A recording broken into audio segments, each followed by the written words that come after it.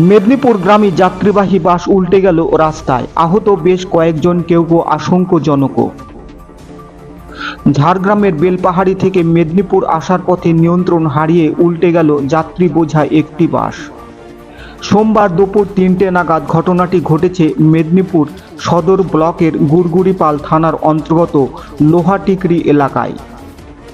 Police সূত্রে খবর, এই মুহূর্তে মেদিনীপুর মেডিকেল কলেজে চিকিৎসাধীন রয়েছেন আহত ৫ জন যাত্রী। বাকিদের দেপাড়া গ্রামীণ স্বাস্থ্যকেন্দ্রে ভর্তি করানো হয়েছে। দুর্ঘটনার খবর পেয়ে সংশ্লিষ্ট এলাকায় যায় পুলিশ। উল্টে যাওয়া বাসটি উদ্ধার করার জন্য ক্রেন আনা হয়। বাসটিকে উদ্ধার করা গিয়েছে বলে খবর। ঝাড়গ্রামের বাসিন্দা জৈনিক সঞ্জয় মুর্মু ছিলেন দুর্ঘটনাগ্রস্ত বাসে।